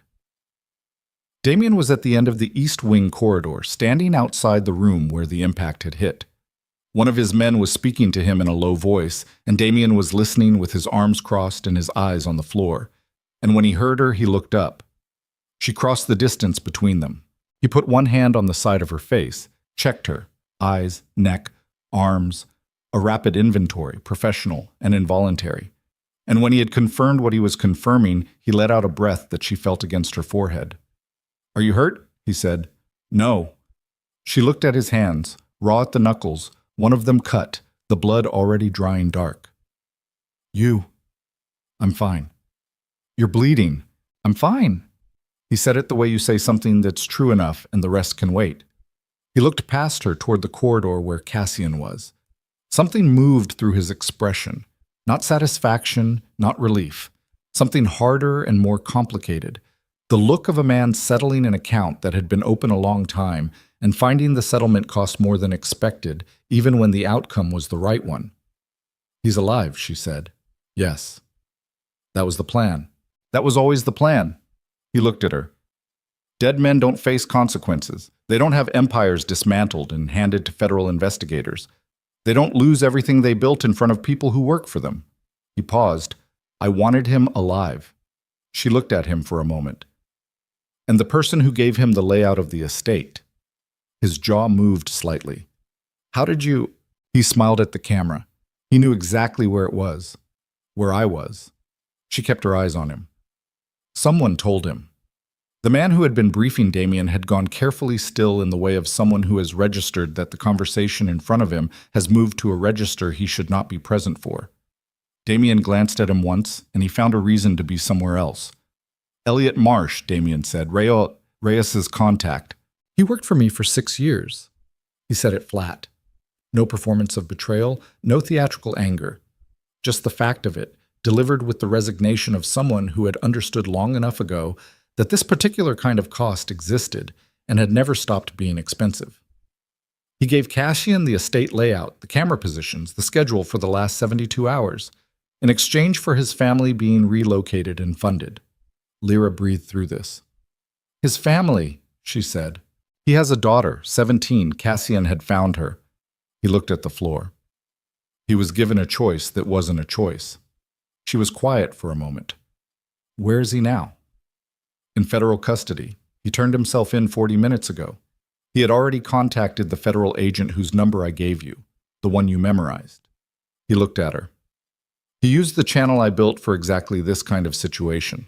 Voluntary surrender, full cooperation, in exchange for his family's protection." She stared at him. "You built that channel." 18 months ago, when I started building the case against Cassian formally." He uncrossed his arms.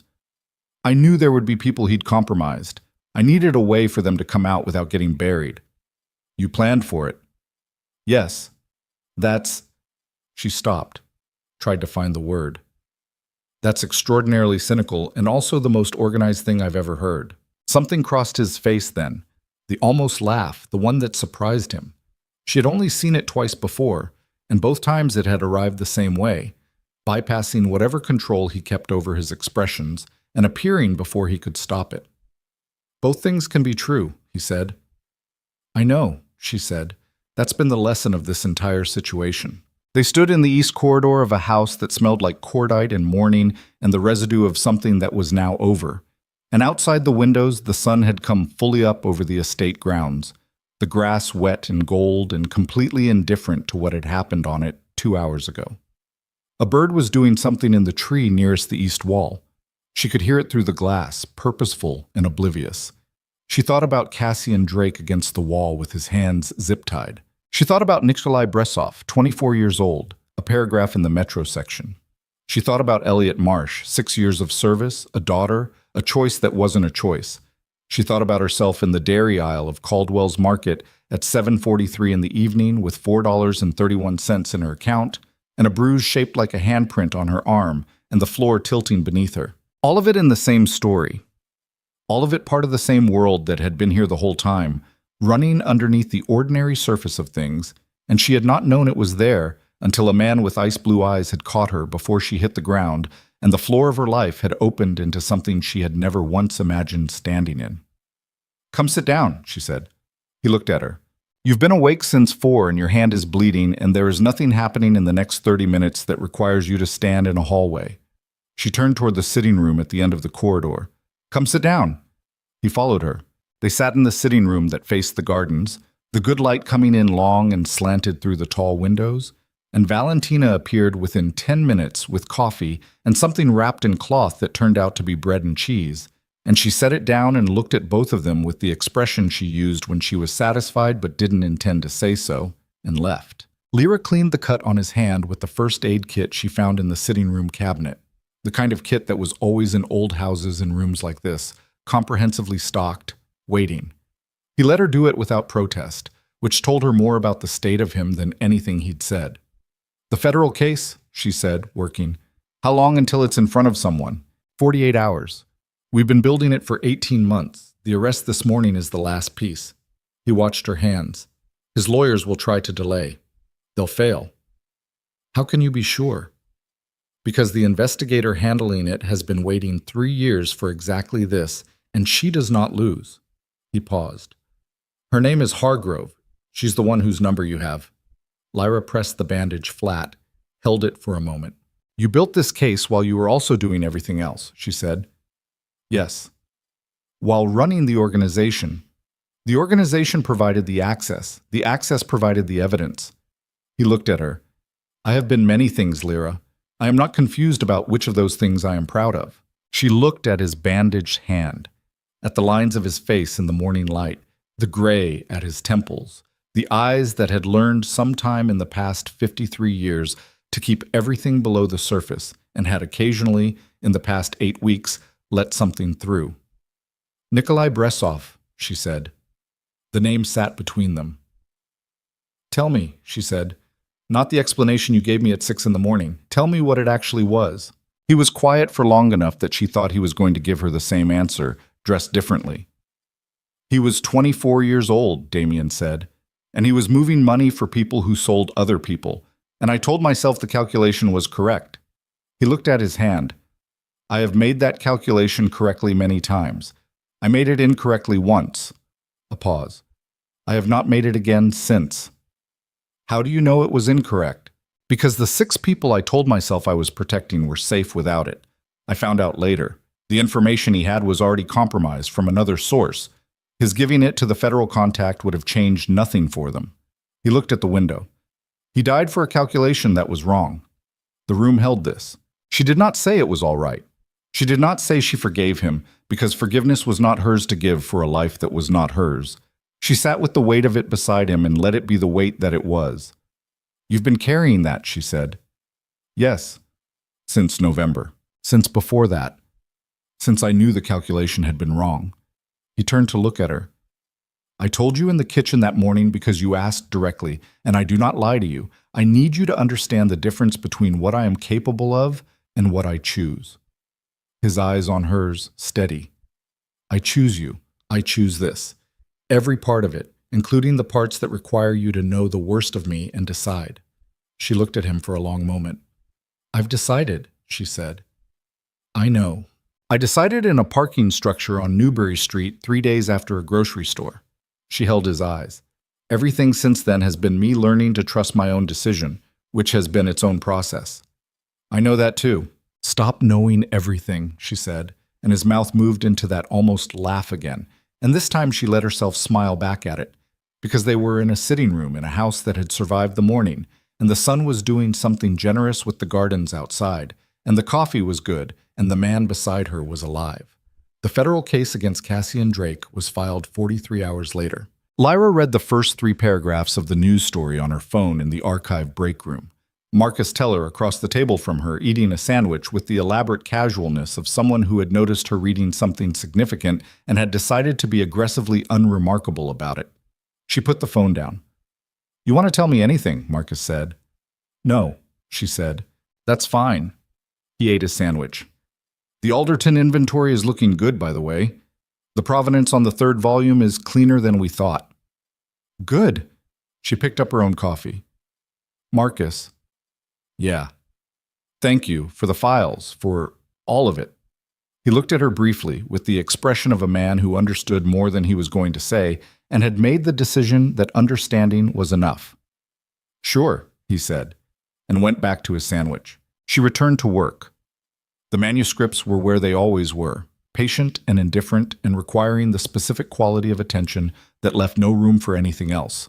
And she gave them what they required, and at the end of the day she drove north along the harbor in the thin spring light, and the city arranged itself around her in the way it always had, enormous and ongoing and completely indifferent, and she thought, I am different than I was, not fixed, not resolved, not the person she would have been if none of this had happened, because that person was a version of herself that existed in a branch of time she had not taken and could not go back to.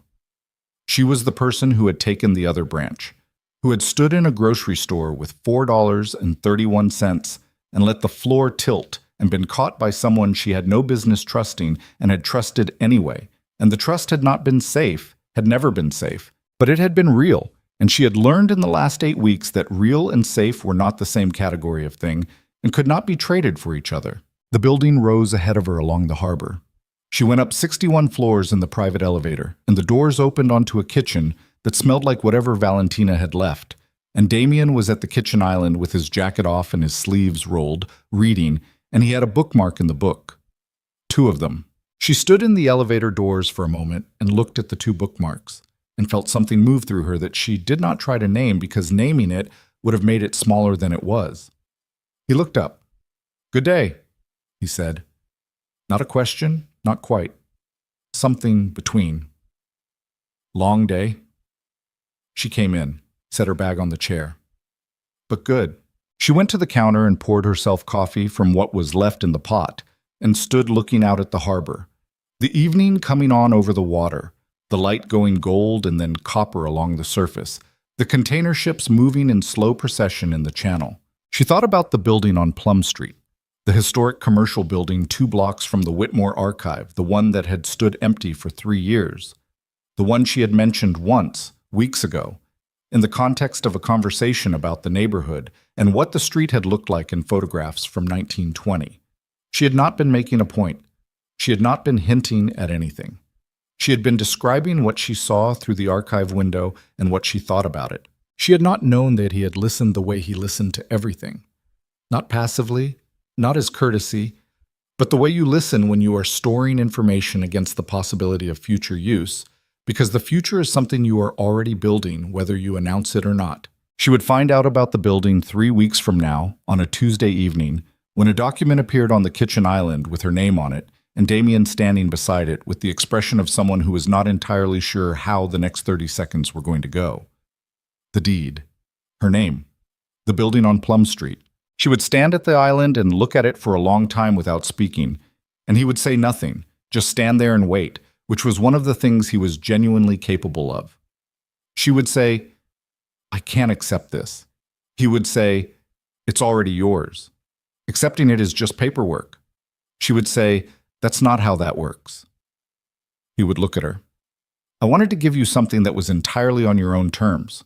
Not mine, not anyone else's. Yours. She would think about the rare bookshop she had described once in the past tense, as a thing she had imagined when she was younger, before the years of Gavin had taught her to flatten her own ambitions into something small enough to be safe. She had described it the way you describe things you have decided are not real, quickly, with a disclaimer attached, like a rumor about someone else's life. He had apparently not heard the disclaimer. She would pick up the deed. She would say quietly, I'm keeping this. He would say, I know, but that was 3 weeks from now. Tonight they were in the kitchen with the harbor going dark outside, and Valentina's food on the stove, and a book with 2 bookmarks on the island, and the particular quality of ordinary that was, Lyra was learning, its own kind of extraordinary. The ordinary of a life that had chosen itself, that had been built from the worst possible starting materials into something that held weight. She turned from the harbor window. The Cassian case, she said. Hargrove's office called the archive today. Damien looked up. They want a statement about the surveillance, the photograph. She wrapped her hands around her mug.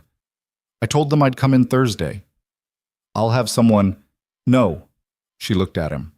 I'll go alone. I'll drive myself, and I'll give my statement, and I'll come back. She held his eyes. I need to do that one myself. He looked at her for a moment. She watched the thing that was not quite a fight happening in his expression. The instinct and the understanding of the instinct and the decision to override it. All right, he said. Thank you. She went to the stove and stirred whatever was in the pot, because it needed stirring and because the small domestic acts of a kitchen were still new enough that she found satisfaction in them, the tangible usefulness of keeping food from burning. Damien. Yes. I want to talk about the wedding. A pause. I thought we'd not postpone it again. She kept her back to him, watching the pot. I want to do it. Soon. Small. She turned. No estates, no perimeters, no 48-hour security operations. She looked at him. Just the people who matter. The harbor, maybe. Valentina. Marcus, if he'll come. She paused. My mother. He was looking at her with the expression she had come to know best on him, the one he had learned to stop hiding, the one she had watched emerge incrementally over 8 weeks the way something emerges from ice when the temperature finally changes. Not overwhelm, not performance, just the quiet, undisguised fact of what she meant to him, worn openly because he had apparently decided that she had earned the right to see it. Your mother, he said. She wants to meet you. She's been very restrained about it, which has cost her enormously. Lyra smiled. She's going to interrogate you. I've handled worse. Not like her. She asks the same question 4 different ways until she gets the true answer. She tilted her head. You'll actually like her. He considered this. All right. All right. You'll like her? Or all right, we can plan the wedding. Both. He stood from the island, came around it, stopped in front of her with the harbor behind him going full dark now, the city lights coming on across the water, the 1,000 lit windows of a city that didn't know and didn't need to know what had happened in an estate in Weston that morning, or in a grocery store 8 weeks ago, or in all the spaces between. I caught you in a dairy aisle, he said. You did. You weighed nothing. You were counting seconds. I was. She looked up at him. I stopped counting. I know. He put his hand against her jaw, careful the way he always was, the back of his fingers against her cheek. When? She thought about it. The parking structure on Newberry, the elevator opening onto 61 floors, a bowl of soup, the sound of a door locking from the inside. 9 hours of sleep. The first night, she said, I stopped counting that night. He looked at her for a moment, and she watched the last of the ice-blue distance close. Not disappear, not leave. Because it was part of him and parts of people didn't simply leave, they became integrated, woven into the fabric of what a person chose to be rather than what they were shaped by. It stayed, but it opened, and what was behind it had been there since a Tuesday evening in March, since a woman had nearly hit the floor and an arm had caught her and something in him had decided, without asking his permission, that it was not going to let go. He kissed her. Outside, Boston organized itself along the harbor, the way it always had, enormous and ongoing, running on power and cold weather, and the complicated machinery of a city that contained multitudes, violence and beauty, and ordinary lives pressing forward through the ordinary business of living. 61 floors above it, a light was on in a kitchen where 2 people had found each other by accident in the worst possible circumstances and had chosen each other anyway, and were standing in the harbor light making plans for a Wednesday in May that would be small and true and entirely their own. Lyra Ashbourne had walked into a grocery store carrying $4.31 and looking for bread and milk. She had walked out carrying something she did not have a name for yet on that Tuesday evening in March, something that would take weeks to identify and longer to trust, and was now standing in a kitchen that had become hers without ceremony or announcement, simply called her life. Not safe, never simply safe, but real and held, and built on the kind of ground that had been tested and had not given way. She had been a woman who counted seconds because seconds were the only anchors left. She had stopped counting. That was enough. That was everything.